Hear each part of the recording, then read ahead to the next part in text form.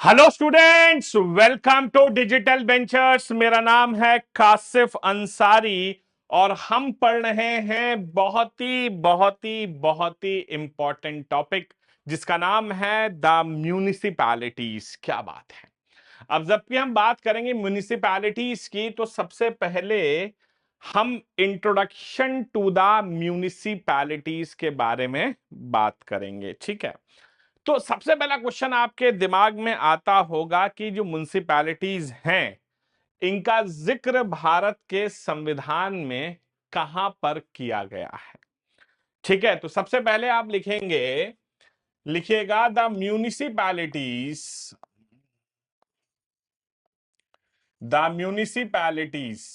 जो म्युनिसिपैलिटीज हैं are mentioned, इनका जिक्र जो है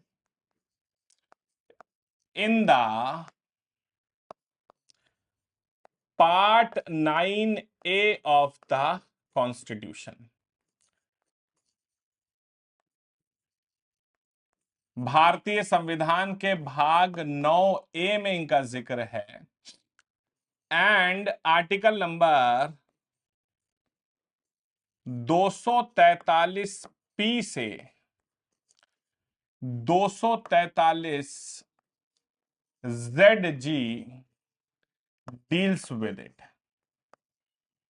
243P से 243ZG डील्स विद इट। ठीक है, अगर हम ये बात करें, अब एक बड़ा अच्छा क्वेश्चन पूछा जाता है कि बेसिकली हमारे जो म्युनिसिपैलिटीज हैं ये क्या हैं।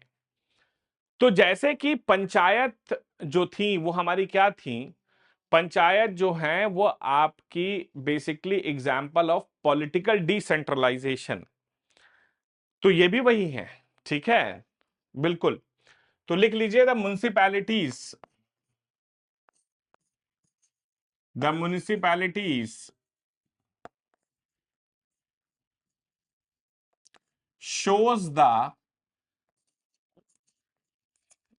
shows the process of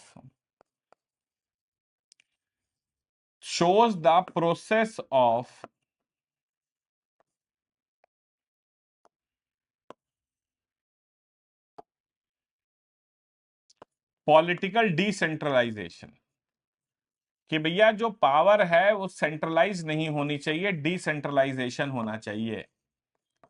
and it is a example of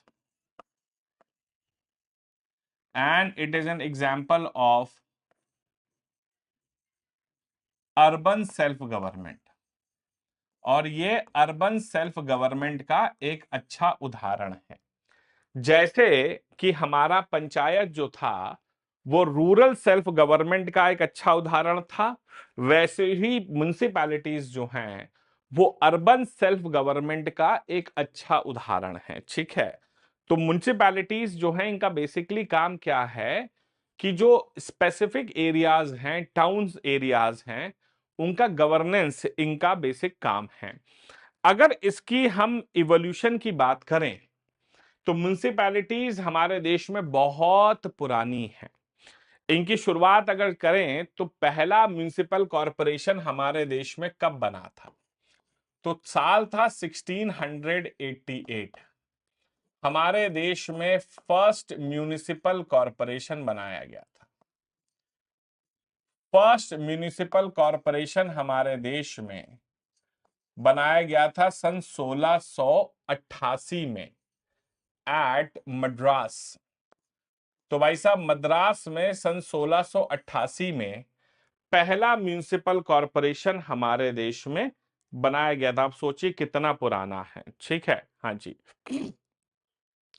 उसके बाद सन 1726 में हमारे देश में म्युनिसिपल कॉरपोरेशंस बनाए गए। म्युनिसिपल कॉरपोरेशंस हमारे देश में बनाए गए।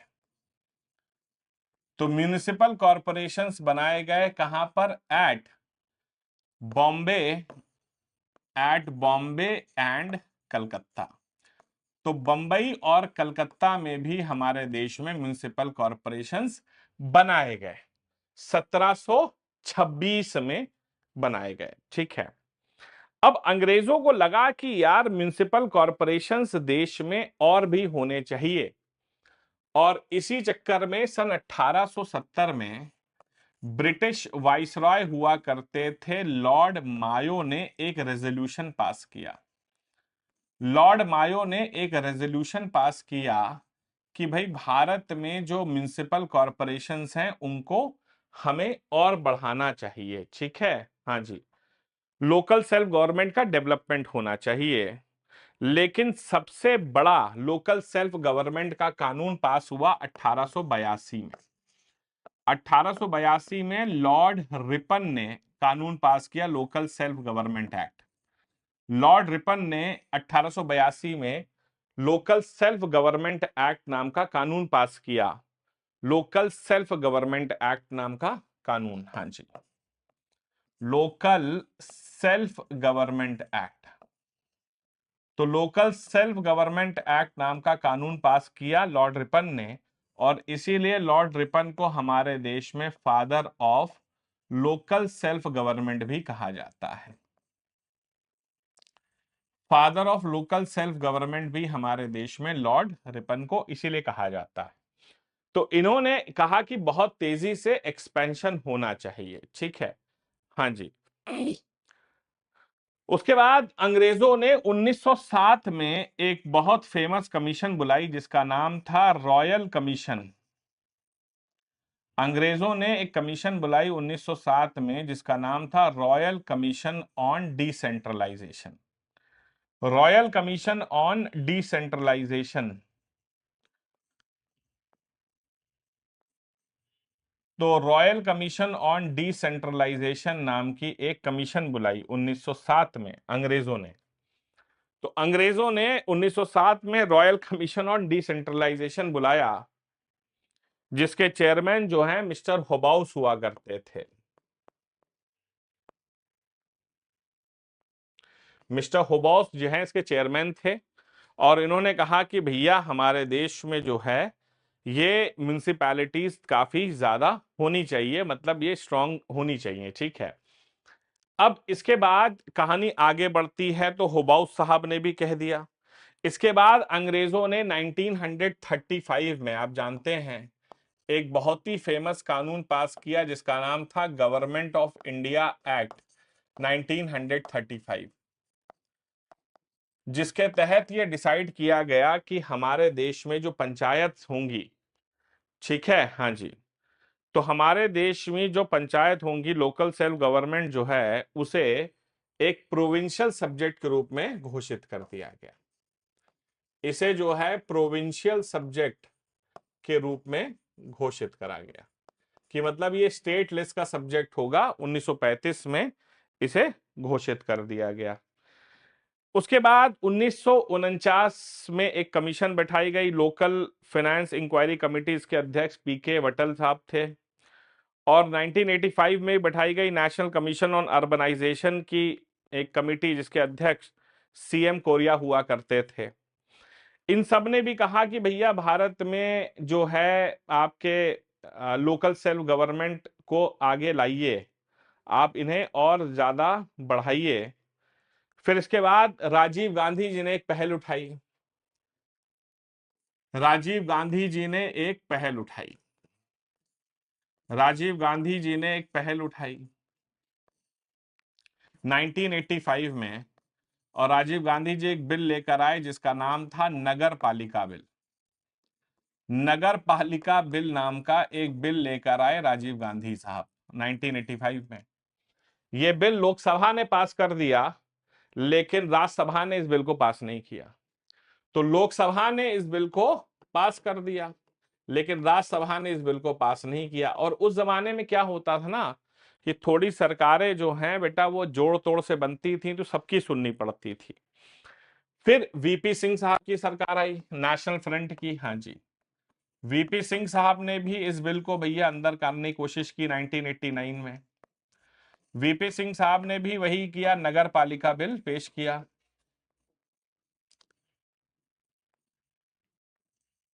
नगर पालिका बिल वीपी सिंह साहब ने 1989 में कोशिश करी, ठीक है, वीपी सिंह साहब ने।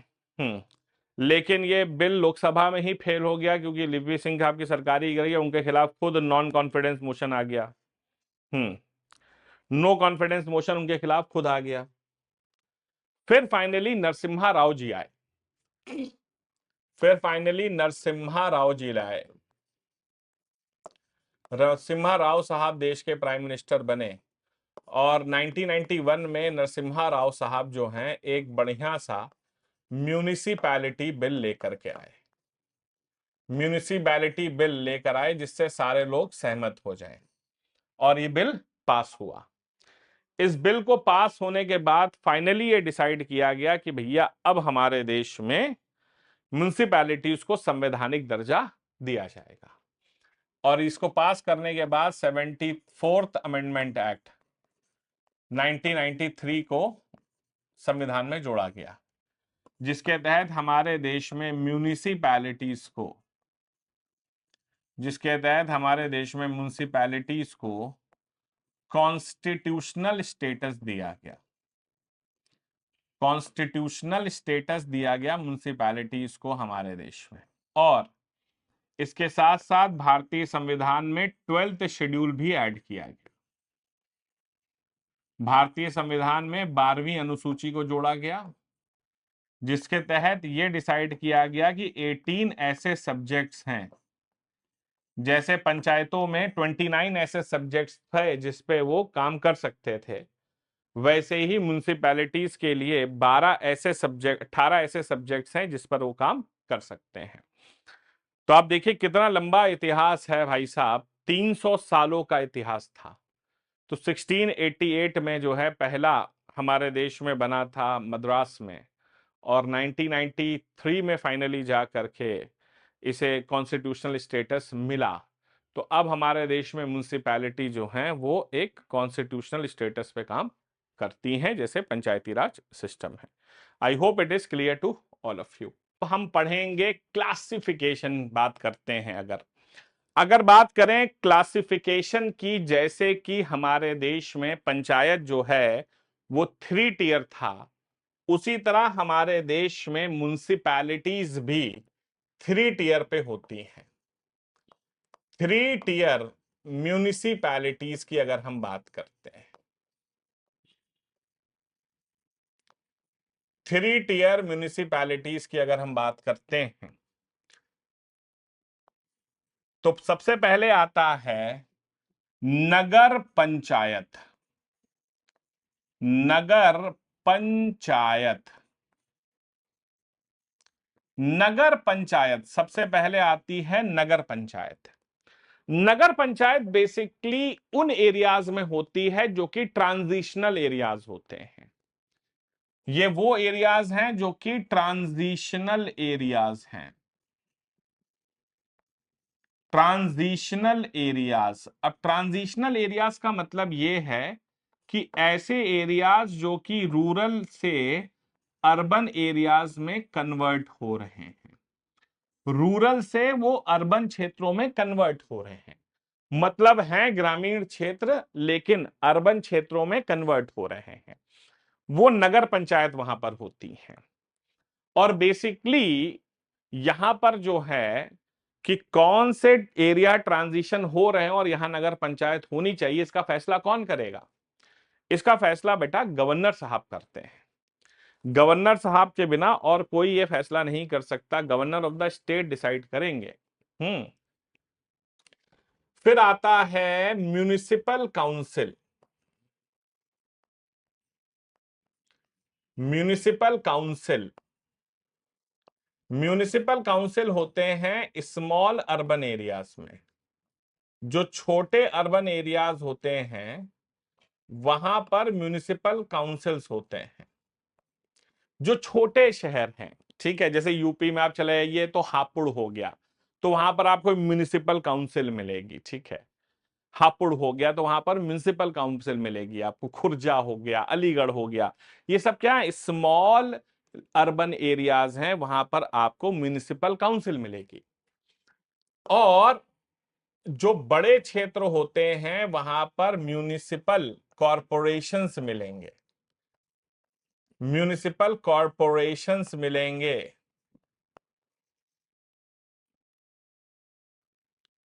वहां पर क्या मिलेंगे आपको? Municipal corporations. तो यहां पर म्यूनिसिपल कॉरपोरेशंस आपको मिलेंगे। ये लार्ज अर्बन एरियाज, जो बड़े अर्बन क्षेत्र होते हैं, वहां पर म्यूनिसिपल कॉरपोरेशंस आपको मिलते हैं। जैसे दिल्ली है, आप देखते होंगे दिल्ली में एमसीडी है, या आप मुंबई में चले जाइए, बीएमसी वहां मिलता है, मुंबई म्यूनिसिपल कॉरपोरेशन के नाम से, ठीक है। तो ये लार्ज अर्बन एरियाज में म्यूनिसिपल कॉरपोरेशंस होते हैं।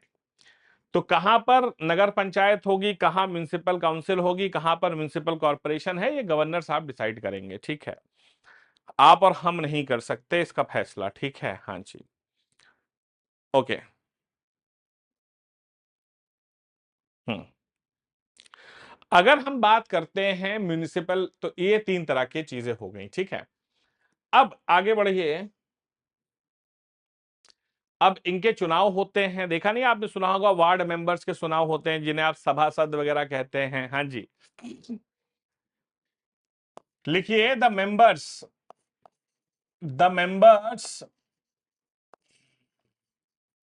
Of the municipalities. जो मेंबर्स होते हैं म्यूनिसिपैलिटीज के, at all three levels, are directly elected.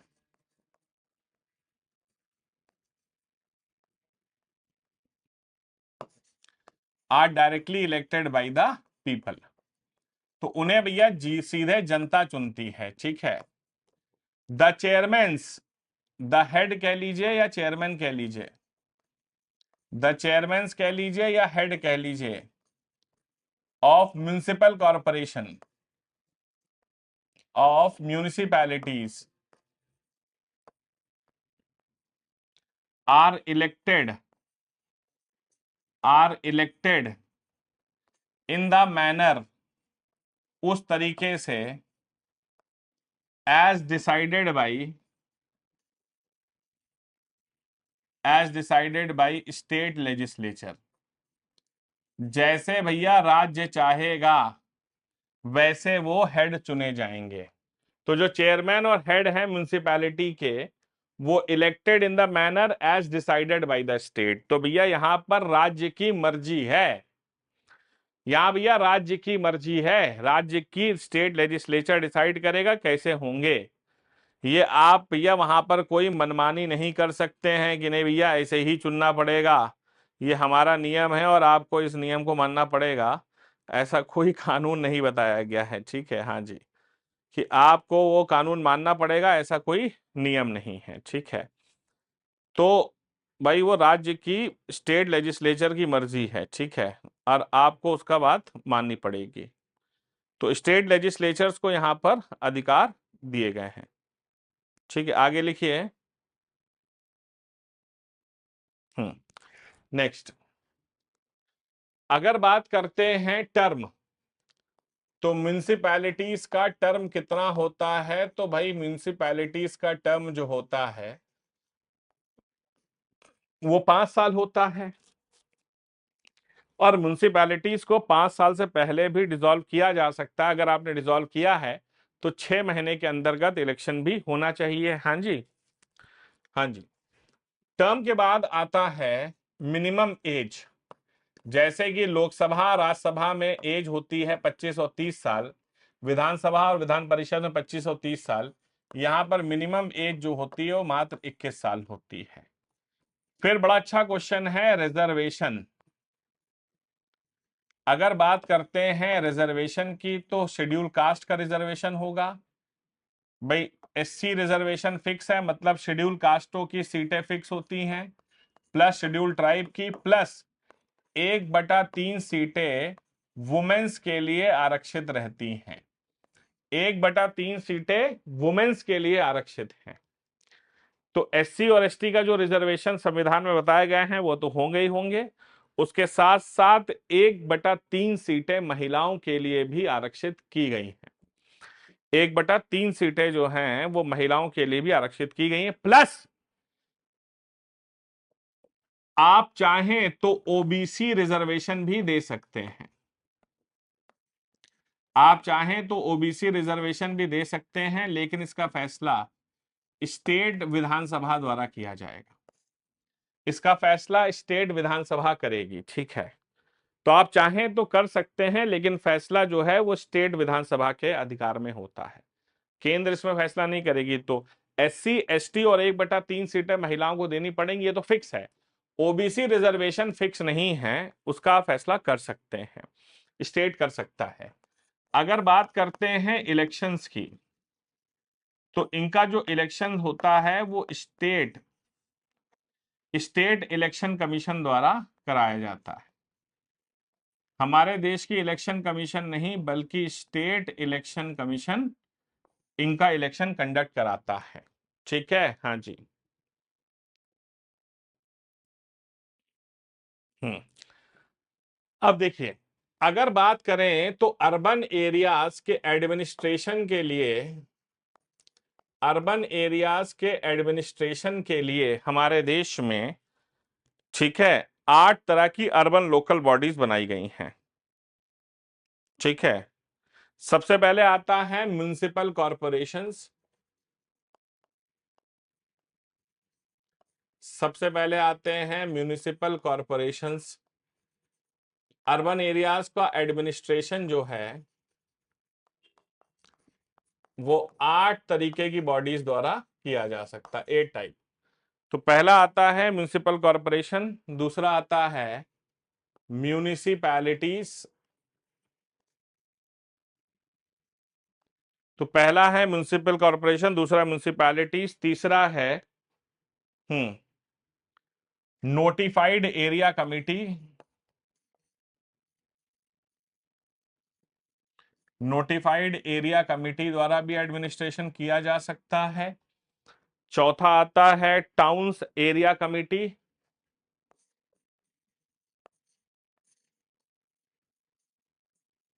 Towns area committee होती हैं। उसके अलावा कैंटोनमेंट बोर्ड हो सकते हैं, जहां फौजी इलाके होते हैं वहां कैंटोनमेंट बोर्ड्स होते हैं।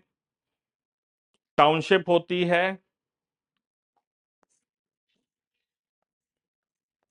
अब मान लीजिए कोई ऐसे क्षेत्र हैं जहां पर किसी इंडस्ट्रियल टाउनशिप बना दी गई, जैसे टाटा नगर है, जमशेदपुर को जिसे टाटा नगर कहा जाता है, वो इंडस्ट्रियल टाउनशिप बना दी गई वहां पर, ठीक है। तो किसी इंडस्ट्रीज ने उसको टेक ओवर कर लिया। उसी तरह पोर्ट ट्रस्ट हैं, कुछ एरिया ऐसे होते हैं जो पोर्ट वाले ट्रस्ट में ले लेते हैं अपने, ठीक है। हाँ जी। उसके अलावा स्पेशल पर्पस एजेंसीज भी होती हैं। स्पेशल पर्पस एजेंसीज भी होती हैं। तो अर्बन एरियाज का एडमिनिस्ट्रेशन इन 8 तरीके से किया जा सकता है, ठीक है। इन 8 बॉडीज के थ्रू आप करा सकते हैं। ये हो गया भैया हमारा डन। क्लासिफिकेशन जो था, हमारा classification of municipalities is over. और अब हम जरा बात करते हैं पावर्स, म्युनिसिपैलिटीज के अधिकारों के बारे में। उससे पहले एक चीज देख लेते हैं। देखिएगा, ऐसा होता है, तो गवर्नर जो होता है ना, तो गवर्नर ऑफ द स्टेट, जैसे मैंने पंचायतों में आपको बताया था, गवर्नर ऑफ द स्टेट हमारे जो होते हैं राज्य के, हमारे राज्यपाल जो महोदय होंगे, वो क्या करते हैं, एक स्टेट फाइनेंस कमीशन की नियुक्ति करते हैं। एक स्टेट फाइनेंस कमीशन की नियुक्ति करते हैं हर 5 साल में। हर 5 साल में एक स्टेट फाइनेंस कमीशन की नियुक्ति करेंगे गवर्नर साहब। और स्टेट फाइनेंस कमीशन का बेसिक काम क्या है कि हमारे जो म्युनिसिपैलिटीज हैं उनकी कंडीशन को रिव्यू करना, और उसके बाद कुछ रिकमेंडेशन देना। जैसे कि पहली रिकमेंडेशन ये है कि distribution of taxes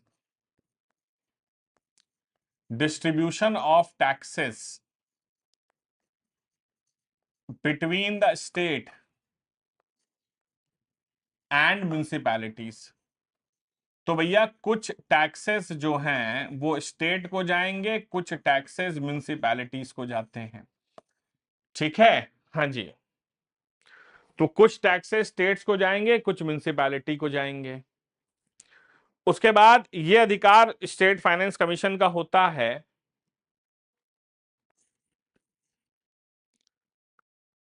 give recommendations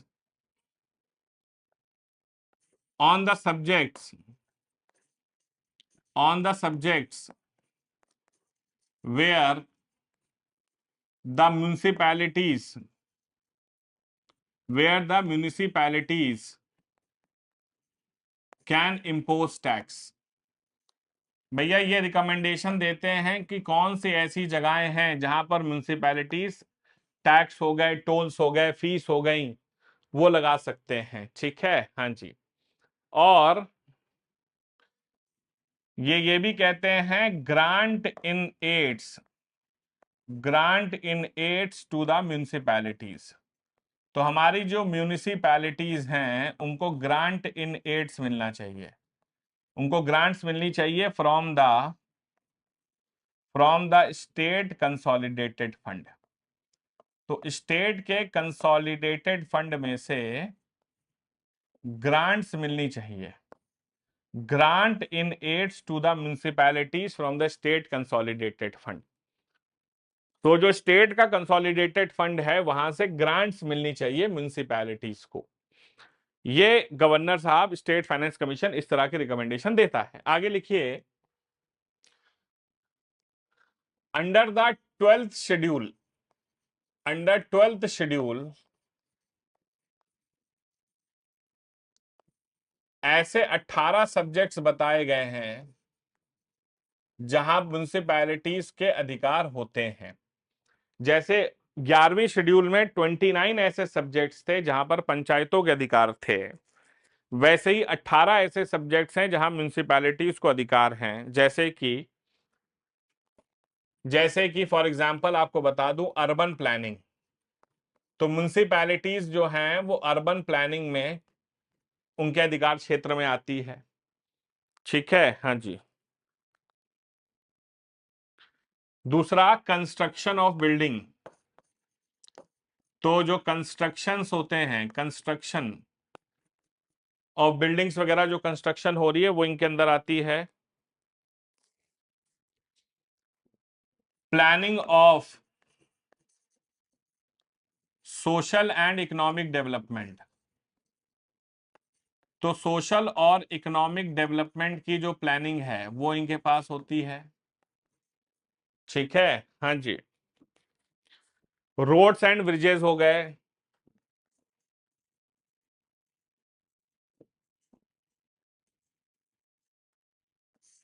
roads and bridges हो गए,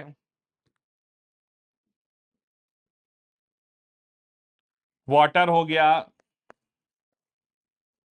पब्लिक हेल्थ एंड सैनिटेशन हो गया, फायर सर्विस हो गई। ठीक है, वाटर हो गया, पब्लिक हेल्थ हो गए, फायर सर्विस हो गई, अर्बन फॉरेस्ट्री हो गया।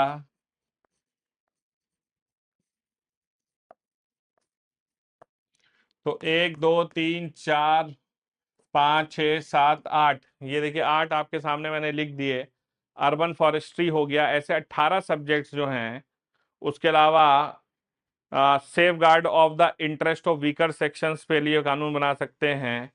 स्लम इंप्रूवमेंट हो गया, अर्बन पावर्टी एलिवेशन हो गया, अर्बन एम्यूनिटीज का मेंटेनेंस हो गया, बरियल एंड बरियल ग्राउंड्स होते हैं ना, जैसे कि कब्रिस्तान वगैरह हो गए, शमशान घाट हो गई, वो सब हो गया, कैटल पॉन्ड्स हो गए। ठीक है, हाँ जी। उसके अलावा वाइटल स्टैटिक्स हो गए, जैसे registration of birth and death, बहुत इंपॉर्टेंट है, बर्थ सर्टिफिकेट बनाना, डेथ सर्टिफिकेट बनाना। ठीक है, पब्लिक एम्यूनिटीज जैसे स्ट्रीट लाइट हो गई हमारी। ठीक है, पार्किंग लॉट्स हो गए, नगर पालिका वाले वहां टैक्स वसूलते हैं। और स्लॉटर हाउस हो गए जहां पर जानवर वगैरह काटे जाते हैं। ठीक है, हाँ जी। तो आप देख सकते हैं, तो आप लिख सकते हैं फटाफट, चाहें तो वीकर सेक्शंस के लिए काम करते हैं। ठीक है, वीकर सेक्शंस के लिए उसके बाद आप चाहें तो लिख लें पावर्टी एलिवेशन हो गया, ठीक है, पावर्टी एलिवेशन के लिए काम करते हैं, ठीक है। स्लम इंप्रूवमेंट हो गया, स्लम इंप्रूवमेंट हो गया, फटाफट लिख लीजिए। अर्बन एम्यूनिटीज हो गई, अर्बन एम्यूनिटीज हो गई, ठीक है। अर्बन एम्यूनिटीज के बाद लिख लीजिए promotion of cultural and education, culture and education को प्रमोट करना, ठीक है। बरियल ग्राउंड्स हो गए, बरियल ग्राउंड जैसे कब्रिस्तान हो गए, क्रिमेशन हो गया, ठीक है, ये शमशान घाट वगैरह हो गई इनके लिए, ठीक है। कैटल पॉन्ड्स हो गए, जैसे जहां जानवर वगैरह जाते हैं ना, पॉन्ड्स वगैरह तालाब होते हैं, है ना, बहुत इंपॉर्टेंट।